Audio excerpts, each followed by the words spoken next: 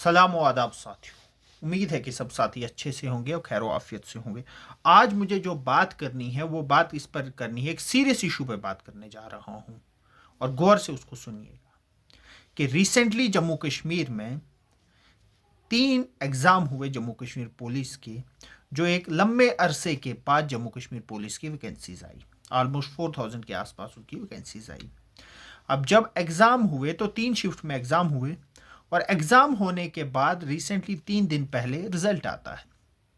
और जब वो रिज़ल्ट आता है, उस रिज़ल्ट ने पूरे जम्मू कश्मीर के जितने एस्पिरेंट्स थे उन एस्पिरेंट्स को शॉक कर दिया। एक शॉकिंग रिज़ल्ट था वो सब एस्पिरेंट्स के लिए, क्योंकि तो Jammu Kashmir service selection board है और जो करप्शन है ये नाता बहुत पुराना है। और इस बार लोगों की उम्मीदें क्या थी, इस बार जो एस्पिरेंट्स की उम्मीद क्या थी कि एक नई सरकार है, एक इलेक्टेड गवर्नमेंट है, तो इसमें एक ट्रांसपेरेंसी आएगी, एक अकाउंटेबिलिटी आएगी। बट ऐसा हुआ नहीं।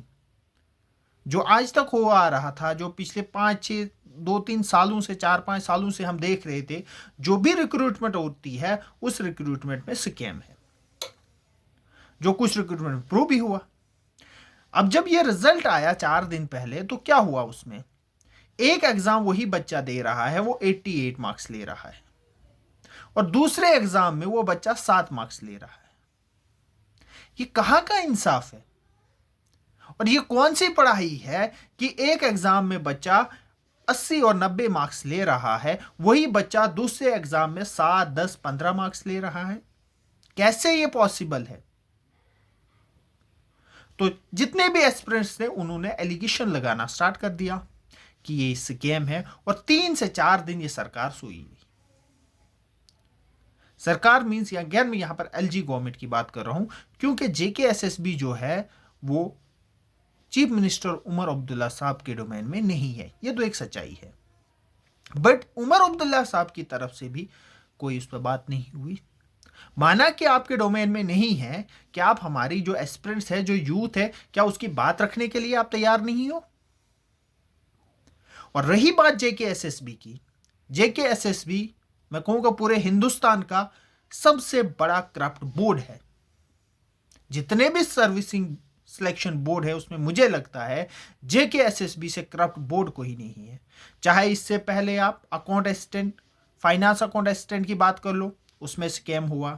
पीएसआई की एग्जाम हुआ, पहले एग्जाम हुआ उसमें स्कैम हुआ, दूसरा एग्जाम हुआ उसमें भी स्कैम था। और कैसे सरकार ने अपने आप को बचाया, कैसे सिंगल बेंच ने फैसला दिया था कि इसको क्वैश करो, फिर डबल बेंच का फैसला आया कि सिंगल बेंच वापस से इस फैसले, क्या वो धांधली थी और सबके पास से। उसके बाद जल शक्ति का एग्जाम हुआ, उसमें स्कैम हुआ। तो वो कौन सा एग्जाम जेकेएसएसबी ने किया है जिसमें स्कैम नहीं हुआ? स्कैम हर एग्जाम में हो रहा है। अगर स्कैम हो रहा है तो इसमें रिस्पॉन्सिबिलिटी किसकी है? क्यों नहीं बोर्ड एक ऐसा नियम बना रहा है कि जिससे एक ट्रांसपेरेंसी आए? क्यों सरकार सोई हुई है? क्यों सरकार ये यूथ के साथ खेल रही है? जो यूथ का ट्रस्ट इस सरकार की तरफ था, वो ट्रस्ट को बार बार ब्रीच किया जा रहा है।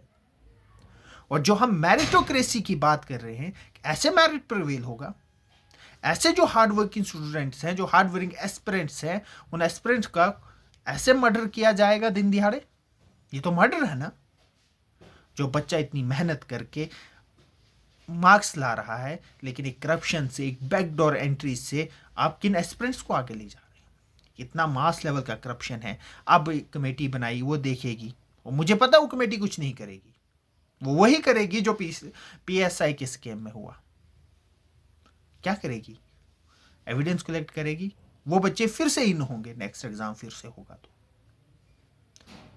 इसलिए मेरी दरख्वास्त चीफ मिनिस्टर उमर अब्दुल्ला साहब के साथ है, आप करप्शन पर ऐसे लॉज लेकर आइए कि जो भी इन्वॉल्व होगा उसको ऐसी सजा दी जाए ताकि वो एग्जेम्पलरी पनिशमेंट हो। चाहे वो बोर्ड का कोई मेंबर हो, चाहे वो हायर लेवल का हो या लोएस्ट लेवल पर हो, एक एग्जाम्पल आप सेट कीजिए।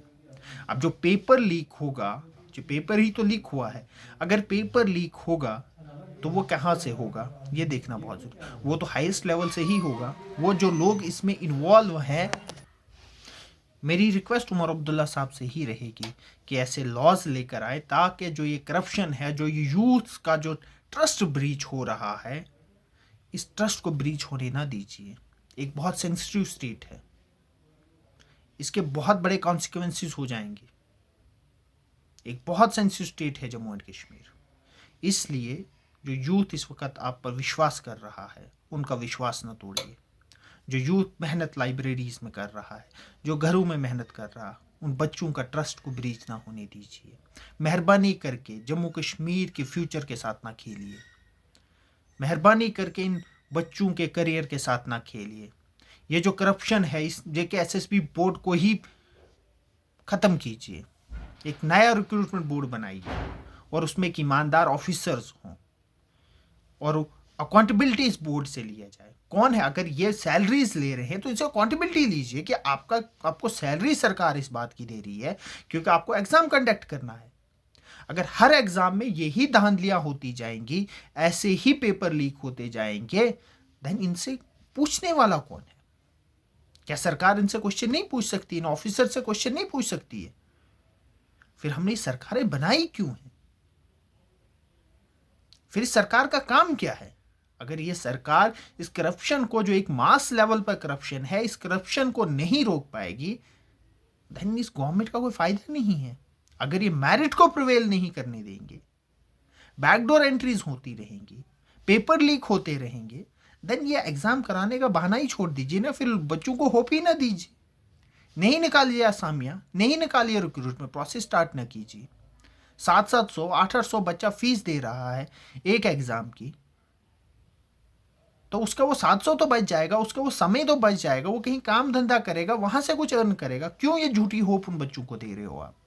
क्यों वो गरीब बच्चों को झूठी उम्मीदें दे रहे हो?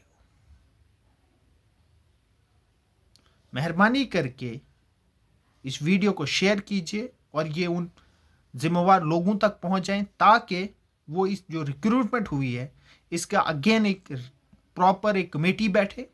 कमेटी बैठने के बाद अगर ये प्रूव हो जाता, जो इस वक्त एलिगेशन लग रहे हैं, अगर ये प्रूव हो जाते हैं, प्रूव तो एलिगेशन क्या है, ये तो स्कैम दिख रहा है सामने, तो अगर ये प्रूव हो जाते हैं और उसके बाद क्या किया जाए कि जो भी लोग इसमें इन्वॉल्व हो उनको एक एग्जाम्पलरी पनिशमेंट दिया जाए और फिर इस एग्ज़ाम को क्वैश करके री एग्ज़ाम होना चाहिए। Thank you so much.